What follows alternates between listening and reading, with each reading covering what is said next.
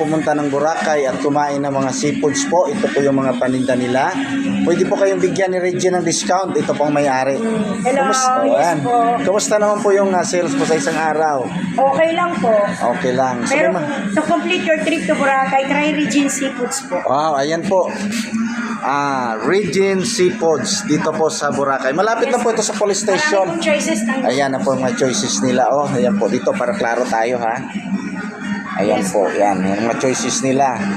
So guys, come, let's go po. Ito po yung mga kuwan lang. Meron silang, ano to? clams, may sugpo, may soup po, oysters, ang lalaki. different fish. Tapos, ayan, different Meron po fish tayong nila. Oh, squid. ang sasarap May guys. mga Oh. lobster din po tayo. Kompleto May po. pusit sila guys. Oh. Yan. So dito guys, marami to. So puntahan nyo na lang po ang Regine Seafoods dito po sa may malapit sa may dampaan, malapit sa police station. Salamat guys. Ayan.